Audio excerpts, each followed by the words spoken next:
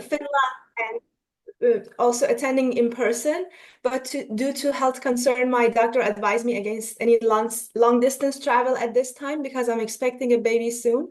So unfortunately, because of the time zone difference, I was not also able to attend all sessions.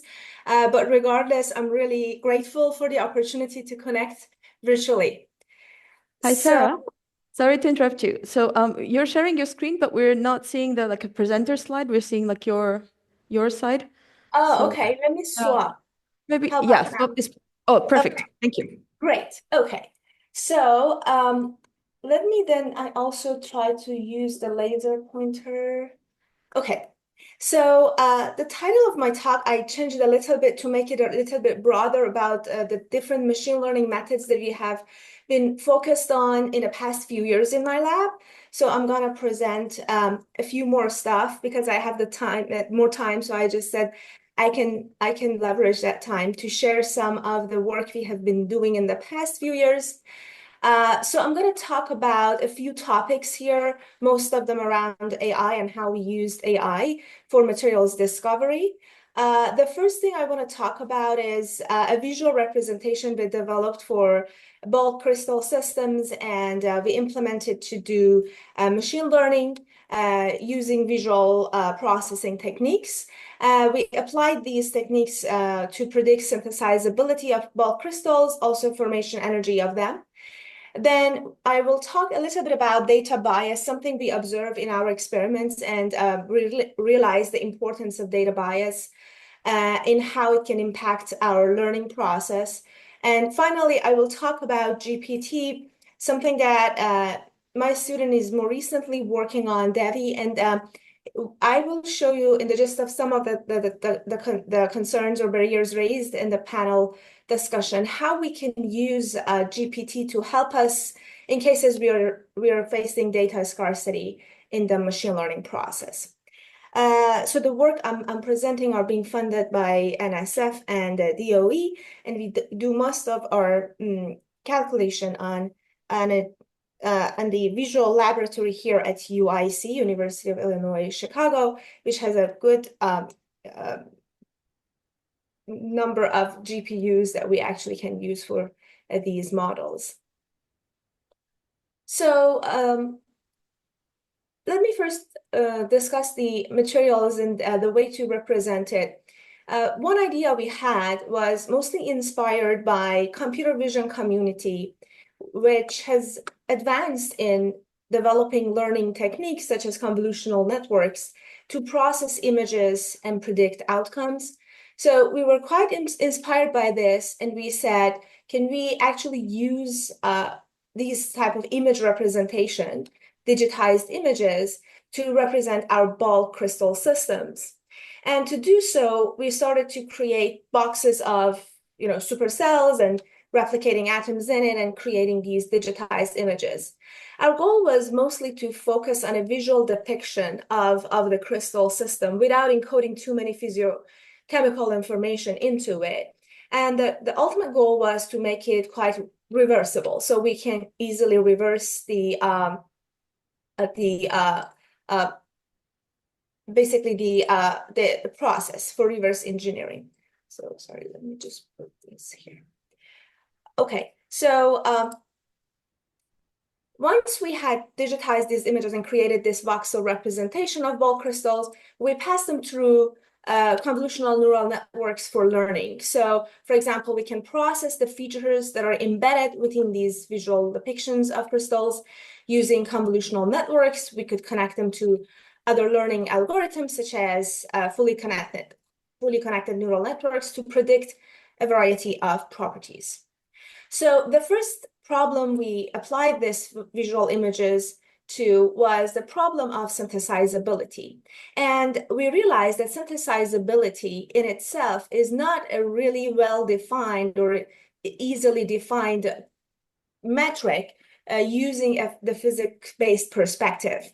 In other words, if you want to form or synthesize a certain polymorph of a crystal, there are many factors at play, such as thermodynamic stability of the product, the available synthesis pathways, the synthesis techniques, or the condition you can make So there are all these many factors, both kinetics and thermodynamics at play, and which makes the problem really complex from the perspective of physics-based modeling. So on the other hand, if you look at this problem from a data-driven approach, you can think of it as a simple classification problem where you have abundance of data, where you have historically observed certain crystal structures. These are all collected into crystallographic databases. We, for example, use the crystallographic open database. There's a collection of experimentally observed and synthesized crystal information there. And on the other hand, one problem or one challenge here is what type of polymorphs or crystals are unlikely to be synthesized. To address this, there are many different approaches in the literature. The approach we took was let's generate the polymorphs that are hypothetical, and they have not been observed in the experimental databases. However, let's also use some information from the literature. So the way we did it, we looked at certain chemical compositions which were very well studied in the literature, but the certain polymorphs were not observed in those chemical compositions. So they are very well explored, but certain polymers have not been observed. So we assume these can be assumed to be very unlikely to be synthesized. So we call them anomalies. We created visual depictions using our voxel image representation, and we passed them into two different types of learning algorithms for this problem. So the first or the top row here showing you convolutional networks that process these voxel images, extract its information, but directly pass them through a neural network to classify the label. So throughout the learning process and feature learning, the model actually sees the labels associated with each crystal sample. On bottom, we actually used an autoencoder approach when we simply reconstruct the voxel images in the hope that we can find the latent space, the embedded features that are important, and we then pass them through a learning algorithm for the classification task. So the results were relatively good. So we could reach accuracy around 90%.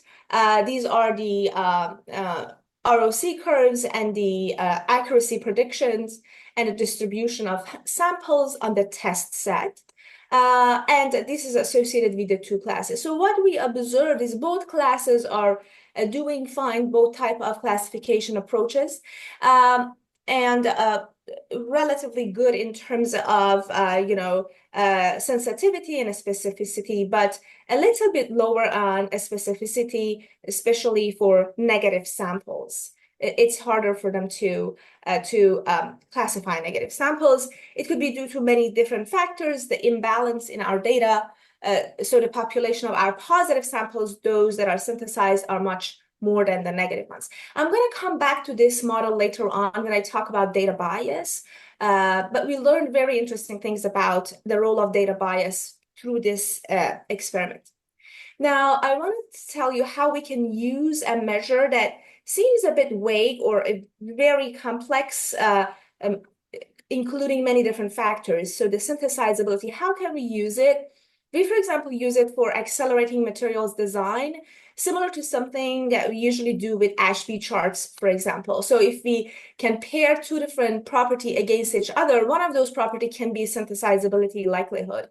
So we actually looked at some samples from the materials project database where we were looking at electrode candidate materials, looking at total volumetric capacity or average voltage. So these are the properties we usually target for designing electrode materials, and we plot them against synthesizability likelihood. And therefore, our focus can be really on the samples that are more viable to be synthesized in the context of the synthesizability techniques or accessibility we have. Another way we utilized this model, synthesizability prediction model, was integrating it with my collaborators' software, Eva Zurek from University at Buffalo. So they have this popular software. This is an evolutionary crystal structure prediction toolkit. that uses evolutionary algorithms to generate new generation of crystals in hope that we can predict new crystalline materials. What we did is we used our synthesizability predictor code, which is based on machine learning, to integrate in this evolutionary search so that they can target the evolutionary search towards more viable, more synthesizable candidates. One interesting example we found is this, looking at this certain graph, we, for example, ranked the synthesizability of different polymorphs of carbon, which are very versatile, and we have many different polymorphs of carbon. One polymer we observed with relatively high synthesizability is what Eva's group also actually found using their DAC algorithm. This is before we integrate these two codes. So on parallel, these two different prediction codes could actually find out that this is a relatively highly synthesizable sample or polymorph of carbon. Interestingly, what they observed is actually a high pressure phase of carbon.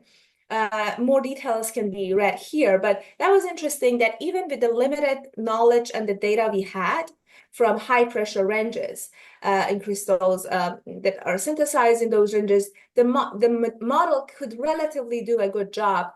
It could be likely due to the fact that the machine learning algorithm is able to capture all these local structural motifs that makes it really likely for a certain polymorph to form or be synthesized. So now I want to switch gears and talk about the second problem we used these voxel images for, and that was predicting formation energy. So similar to the previous problem, we were hoping we can use these voxel images as input to some convolutional networks, learn the patterns, and then predict formation energy. What made this problem a bit different was that this is a regression problem unlike a classification problem.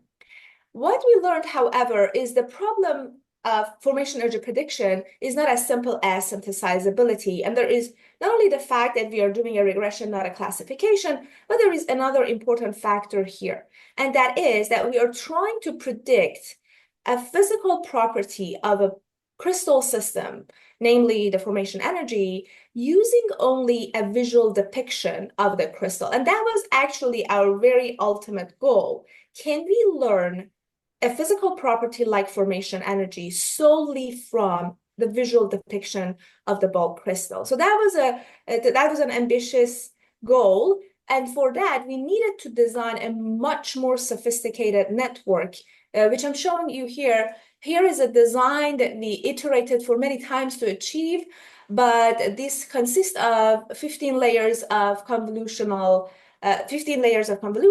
but within each convolution layer, inspired by a network that it's kind of like a retired design in the computer vision community, but around 2015, 2016, this was a breakthrough, and those are called the ResNets.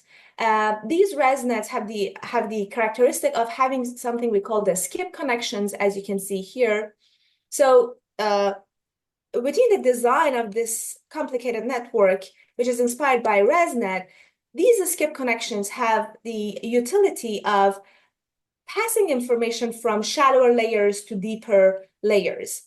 So while this was originally designed, the ResNet idea was originally designed to overcome challenges for optimizing your network, so technical challenges, what we learned is this is a necessary feature to be included in our networks for another reason, and that is that the information that is passed through shallower layers are more local. So these are encompassing information at the local structural motifs and local chemical environments in our bulk system.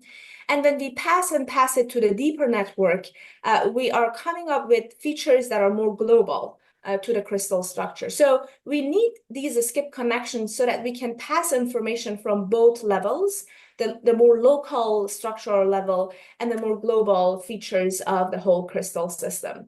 And that was one key point for us to succeed, to predict the formation energy coming out of these visual depictions. To give you some detail, we use the materials project database, formation energy data, so we have abundance of data there. And these network, as you can imagine, they are data hungry, so we needed to train it on a lot of data to be able to predict formation energy. So let me show you some of our results. So here, for example, is the parity plot where we're comparing the model prediction for formation energy versus the DFD formation energy, the true values that we get out of materials project. The test mean absolute error is relatively good. One observation we had is our error actually increases for samples that has larger and more positive formation energies. This can be attributed to, again, data imbalance in the materials project database, where most of the data is populated in the lower and negative ranges of formation energy. To give you an idea of how this model compares with other available models at the time of publication, Align and CGCNN were state-of-the-art, the best models out there, and our model relatively doing a good job compared to their relatively on par. One thing I want to say, though, is the difference between if you use a shallow network versus a deep network, and we could see a huge and a significant improvement in prediction when we go to the deep network. So that told us that this deep network and the fact that we need to extract information through these many layers is necessary for us to be able to extract information out of the visual depiction of crystals. How we can use it or utilize a prediction like this. Of course, one obvious answer is that we can create convex hulls much more rapidly than we can do compared to DFD. So that's one utility. When we were thinking of convex hulls, though, because this is something that we use for thermodynamic stability assessment, one interesting thing came up, and that was how to really measure how good the prediction of a convex hull is. Measures like mean absolute error are good, but not enough to help us assess how good we are in predicting something like the convex hull. So what we ended up doing is coming up with something we call the shape error. Maybe we could have named it better, but the fact is what we're basically doing is trying to measure the difference between the area that is contained within a convex hull between DFD and our prediction. So the reason we did it is we realized that sometimes even if you have a very small MAE, your shape error can be quite large. That tells us that your prediction of convex hull should not really be trusted, even though you have a small MAE. So this shape error can help us have a better sense of which type of convex hull predictions are more reliable than others. Of course, the reason for a behavior like this is that the convex hull, the DFD convex hull itself is quite shallow and therefore very sensitive to even small changes or small errors in our prediction. So in those cases, we cannot rely much on these convex hull predictions. So this is another graph that kind of shows us the correlation between the shape error that we define versus MAE. As you can see, there is no real correlation. Your MAE can be small, your shape error can be quite large, and vice versa. But there was a better correlation between shape error and the depth of the convex hull itself. So delta E here is the depth of the true convex hull. And as you can see, there is better correlation. So the shallower your convex hull, the shape error tendency to larger is more likely. So that's just a very simple hint on how to trust convex hull predictions. Another interesting observation we had through the formation energy model was when we tried to assess the model prediction on different classes of materials. So what we did, we divided all the samples we had from materials project into these classes, such as non-metallic materials versus metallic, ceramic, semiconductors, and semi-metallic systems. And we observed a very interesting trend, starting from lowest prediction error for metal systems all the way up to highest for non-metals. So ceramics that fall in between also the error fold in between. Semi-metals that are closer to metals actually showed slightly larger errors than metals, and also semiconductors lied exactly in between, as if the model was trained on the understanding the chemical classes of these different samples. But I mean, there was a lot of, discussion of what could be the cause of this. At first, we thought the model is doing a better job in describing isotropic chemical environments, which is more prevalent in metallic systems, versus non-metallic, that you may observe a lot of directional bonding or covalent type of bonding that you may observe in ceramics and semiconductors. So that could be one cause, but there is not good enough evidence for that.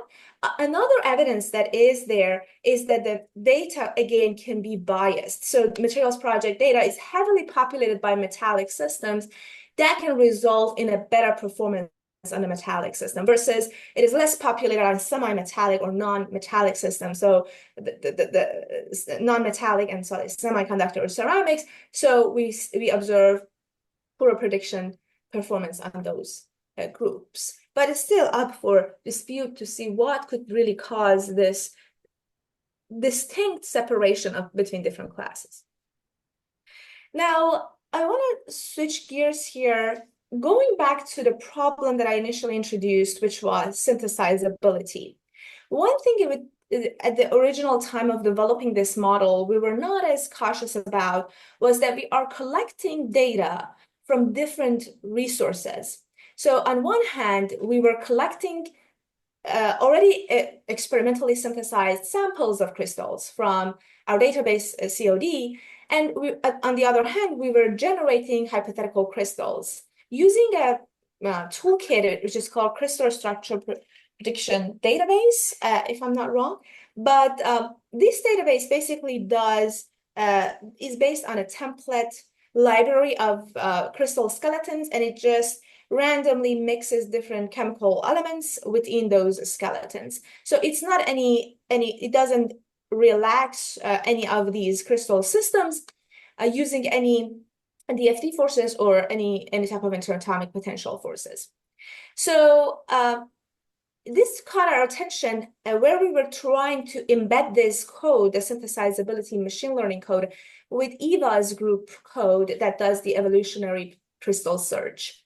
What we observed is as they did their sampling at higher pressure, there was a different trend of prediction that we observed. So we looked back at this same problem, but instead we said, let's do another experiment. So our first experiment is where we collect the samples, crystal samples from two different sources. Again, one is hypothetical, the other is experimental. So this will include our positive and negative samples. And on the other experiment, the second data set we created is let's collect all these exact same samples from a single source database. And when I say exact same samples, it means the same exact crystal structure we collected from Materials Project. So Materials Project, when a crystal sample is available on ICSD or COD, it just tags it, so we could collect it. The difference between these two data sets is that for data set 2, we're collected from a DFT-based data set like Materials Project. All these crystal structures are relaxed through DFT forces. So we do consider that all of them are at kind of like ambient pressure or relaxed volume. We use the same data representation and the same algorithm to do the learning, the classification of unsynthesizable versus synthesizable. So there was something interesting we observed. So first of all, we could detect a huge data bias between classes when we collect them out of mixed sources. So if you look at this plot showing you the mixed source data, the blue coming from COD, experimental data, the orange coming from hypothetical, kind of the high throughput, random generator, hypothetical crystal structures. So as you can see, there is a huge difference between density. In other words, the hypothetical crystals we're making are quite dense because they never had the opportunity to get relaxed through any force field or any DFT forces. So this observation, this data bias, or kind of the huge bias, was observed between density of samples but it was not observed when we collected the same samples from the materials project database. So no bias detected in the single source data. We also looked for other type of biases, for example, whether the chemical diversity of the samples are different between classes. And we did not detect any systemic bias between the two classes in other respects, whether they are coming from mixed source or single source data. So the main bias we observed was the density. So now our observation about how this bias will impact our classification was very interesting. So on top, I'm showing you the test set assessment of a model that has been trained on the mixed source data. In other words, the model that has been trained on biased data. So as you can see, the ROC curve is almost close to perfect, and the prediction accuracy is really, really high. But when we collect data from the single source, actually there is a drop in performance. The ROC is now less from perfect. The AUC, the area under the curve, is around 86%, and the accuracy also drops a little bit. This model on the bottom is still considered a good model, but is not as perfect as the first one. So our hypothesis was in the model that has been trained on this bias data is basically misguided and is able to perfectly classify samples, not because it has learned the underlying features of synthesizability that are embedded in a crystal structure, let's say structural motifs, chemical environment, etc. But instead, it is trying to separate these samples simply based on their density. So if it observes a very dense sample, it just classifies it as unsynthesizable. So that was our hypothesis. So to test it, what we did is we started to do some experiment. So the first experiment we did was we actually something we called a swapping test set experiment. So what we did is we took the model that was trained on mixed source data, and then we started to test it on single source data. Remember that the single source data, there is no bias between density of samples. So all samples in the terms of density, they are similar. So interestingly, the mixed source data predicted all as synthesizable, again, because it's not observing an unusually dense sample in this case.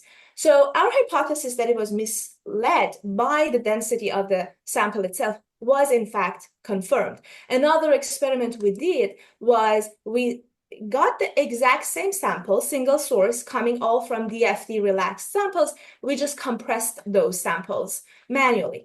And then as we compressed them, we observed, the prediction, it is now predicting some of them as unsynthesizable. Again, very sensitive to density. This sensitivity to density was not observed in the other model, the model that has been trained on single source data and is hopefully not misled by any bias in our data. So for example, single source data model is trained on mixed data. There is a variety of prediction all across. And when we compress it, there is no obvious change in the trend of prediction, even when we start to compress and change the density of the samples it's predicting. So that gave us some idea that how important this data bias can be, especially if you are collecting data from multiple sources. It can be very prone to carrying a certain type of bias in the data that you're trying to learn from.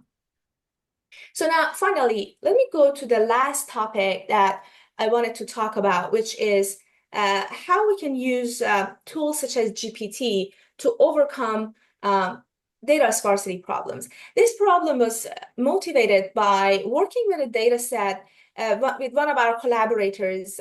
He's a chemist, and they do a lot of CVD experiment for growing graphene. What they wanted asked us basically, can you do a machine learning model that can predict the graphene layers, the number of graphene layers we can grow using a chemical vapor deposition experiment, given different processing conditions. So let's say if we wanted to change the pressure of the chamber or the temperature of the furnace, or the flow rate of the precursors we're putting into the chemical vapor deposition process, how would it change the layers of graphene? So that was our goal. But what we observed is, first of all, there was no comprehensive data set, like something like Materials Project that a lot of us that do a lot of computational modeling are used to. There was no such database for graphene growth and processing data.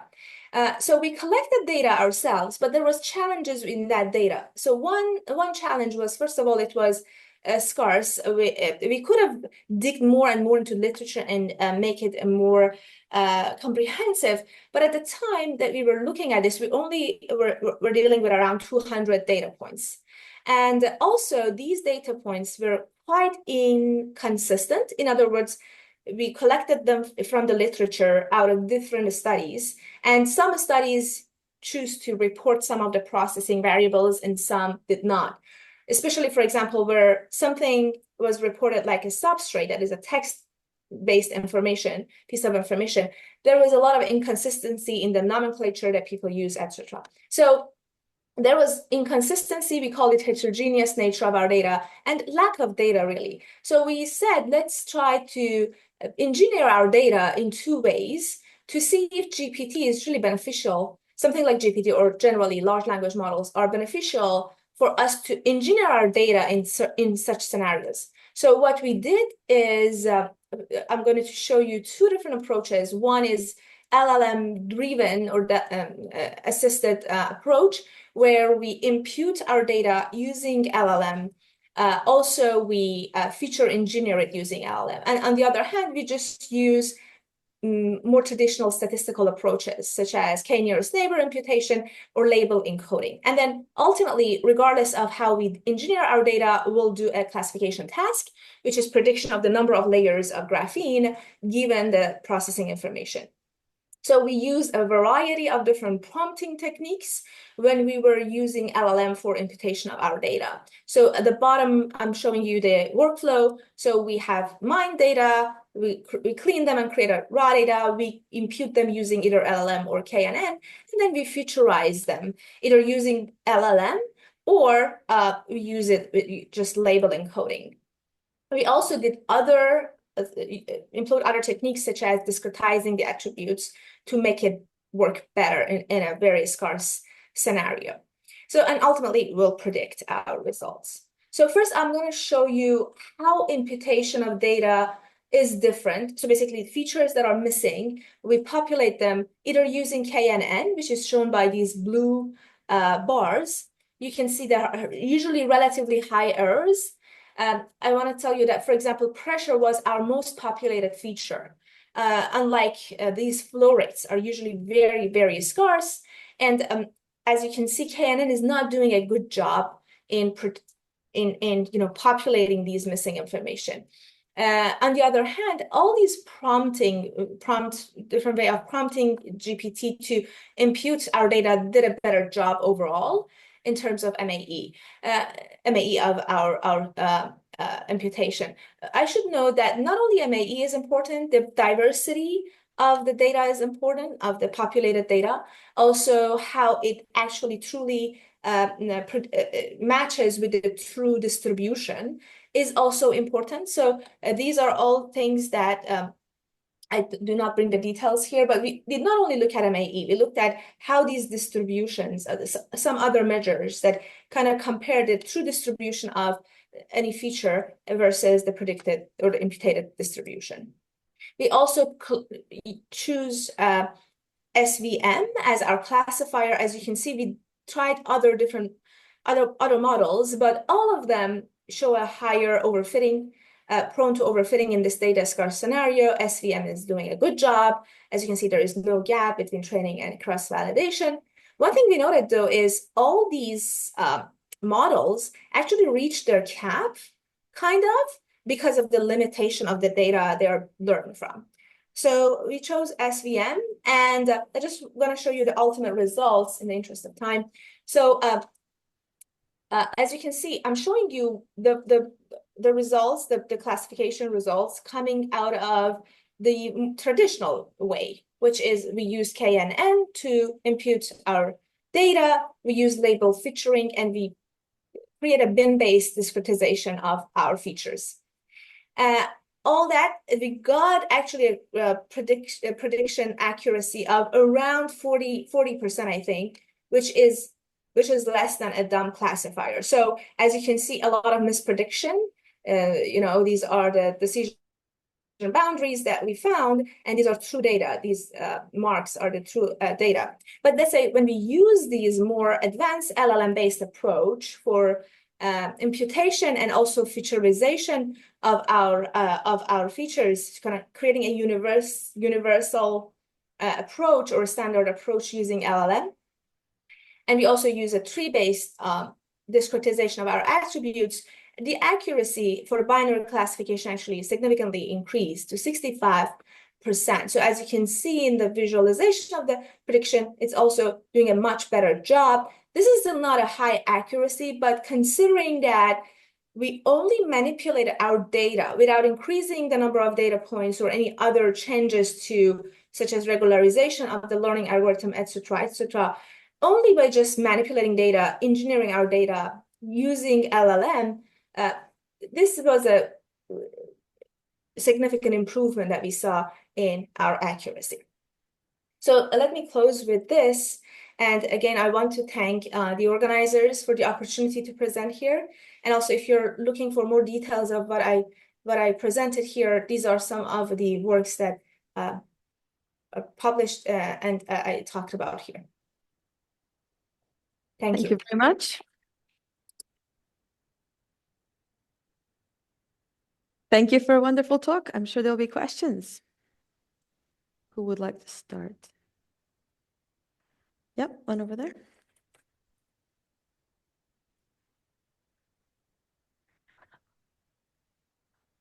Thank you for the nice talk. My question is always related to the biased information based mostly on the physical properties of the systems. So since you're using a lot of data from materials projects, and you get actually best fitted results for the metallic systems, I just wanted to put a comment on that because I use materials project a lot, and I've been working with experimentalists for several years. So, for example, for ceramics, sometimes these are, when you go to materials project, these are treated as being magnetic materials, in which mostly most of the time the gaps are much smaller than if you consider them as anti-ferromagnetic or paramagnetic. And actually, ceramics at room temperature, experimentally, they are known to be paramagnetic. I'm not sure if this could be also considered the bias as well. Also because in materials projects, several the materials, mostly those with transition metals and F orbitals, are treated mostly with the semi-local functionals. So they are described incorrectly as being metallic as well, and not as being a semiconductor insulator. And even for the semi-metallics, it's very difficult if you don't have, especially the K points, if they are not well converged, it's difficult to see if a system is semi-metallic or not. So I think, okay, it's all, the materials project is, you've got lots of materials, but several of these materials, since it's these high throughput calculations, the convergence parameters are, low, right? And some materials properties are not well described there, especially the electronic properties. So Yes. so that would be kind of a big bias as well, right? Yes, that's a great point. Right. I mean, you're pointing out to all the deficiency of DFT in terms of, especially with electronic properties. I think they propagate to formation energy as well, maybe not as much. For example, the DFT deficiency in predicting band gap is not as much in the formation energy. But you actually raised a great point that, for example, when we were trying to assign samples as semi-metallics, we did not really look at their band gap. We just said if a metal, for example, is combined with a metalloid, that's semi-metallic, for example. That was the approach we took. It could bring some bias from that side too, and that's totally true. What we were more focused on at the time was, regardless of deficiencies of DFT, we're still not good to match DFT with all its deficiencies when we go to, for example, ceramics, as good as we can when we go to metallics. And our first thought was a model that can, for example, capture the directional dependence of the bonding environments is probably going to do better. That's why we actually tried Align. I'm not sure if you're familiar with Align. It's a graph-based model that is very good at capturing bond angles. So, for example, our model, we do not explicitly include bond angle information when we are creating the visual images, but Align does. So we're thinking, for example, if you use a model like Align, probably will not see this trend, but based on our experiment, we actually saw this trend. So I agree with you that we now believe it's more the bias in data, either the population of data, the deficiency of DFT in describing ceramics much more poorly than it can metallics. So I agree that this is something inside the data that is misleading. Yeah. Thank you for that. Can I just do one more question?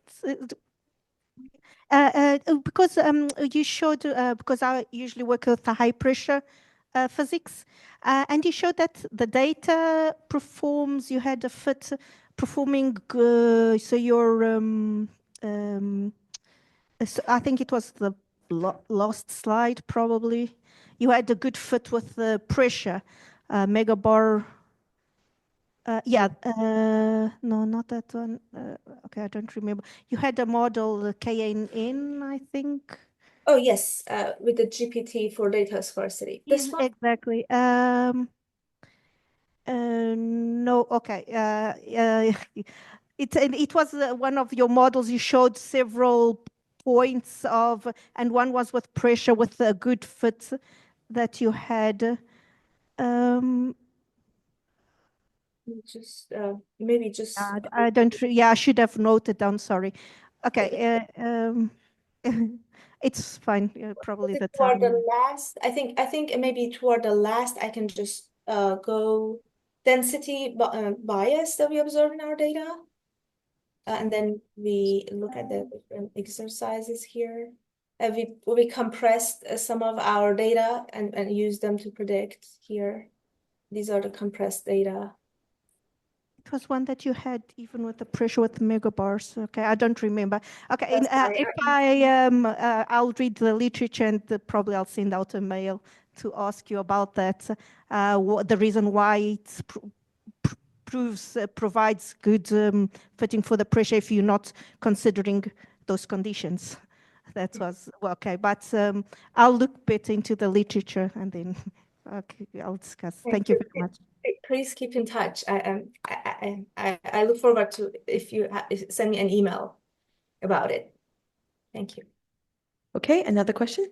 Yeah, so hi, I'm Silvana Botti from the Ruhr University in Bochum. Just as you are not here, you don't know who was asking the question. So thank you very much for your very interesting talk. I have two quick questions. So one is about your choice to use as an input an image of your cell. So have you tried to compare with using a more traditional graph as an input? So this is the first question. And then the second is about this question of if a material can be synthesized or not, the classification. So I didn't get how you define if a material is not synthesizable. So in your database, so because we have been discussing about dark data, the fact that experimentally people may know more, so they know when an experiment failed, but you don't find the information. So, and how do you deal with this problem? Thank you. These are both very, very good questions. Let me first answer the first one. The visual depiction that we have, we call the voxel image representation, is doing good enough, but is not doing as good as graphs. And that's probably not a fault of the representation itself, is because there was not a lot of attention to this representation compared to graph-based models. Therefore, we can design better networks that can actually do good. For example, if I go back to the network we designed, this is only, I think, so far, or at least I haven't seen any other deep network that is trying to process information out of voxel images of crystals. So we may really be able to improve this design to do a better job in prediction. So, but there is less effort on this. So in terms of representation, though, we agree that graph representations are more efficient and compressed in terms of encoding the information we need. But one major difference is that here we do not encode any information in the nodes, such as is encoded in the nodes and edges, not because we don't like information, because our ultimate goal is to actually do inverse engineering. In other words, can we just reverse this whole process and predict a sole visual depiction that is easily invertible to a crystal system when we actually do inverse engineering. So, but most of this, but if I want to give a short answer to your question, is graph encoding in the literature is doing a better job in terms of prediction because they are more compressed and efficient way of encoding the crystal system, and they don't need a lot of deep network to process them. Again, the only benefit we get out of these visual depictions is that this is just a sole visual depiction, and is maybe more easy to invert them to crystals. Now, the second question you asked, it's quite interesting one. Let me actually go back to the synthesizability problem. As I told you, I collect information from two different resources. We actually assign negative and positive. So we assign labels of positive to this group of samples we collect and negative. But in the literature, there are other approaches. So for example, there are positive unlabeled approaches or PU approaches where people say, okay, we have access to positive samples, but we don't have access to negative ones. So we will assume any hypothetical crystal is unlabeled, and they do some semi-supervised way of actually clustering their samples into positive and negative. In other words, the PU learning approach also helps them with labeling their samples. We don't use an approach like that here. Our approach is different and is more informed, human informed, in other words. So again, as I mentioned, we collect information from the literature and we focus on compositions which are highly, highly studied in literature. So for example, what we did, we collected all the most frequently studied compositions, I think starting from 1923, from the time that data is available digitally. We collected that information and said, these are the most well-studied compositions in the literature. So if there are certain polymers that are not observed in these certain compounds, they are very likely to be unsynthesizable, again, at the scope of synthesizability techniques that are available to us and was historically available to us. So that was our approach. Our approach is a direct labeling, unlike many other studies in the literature that use an unsupervised labeling, a PU labeling approach. But there are benefits and the drawbacks to both approaches.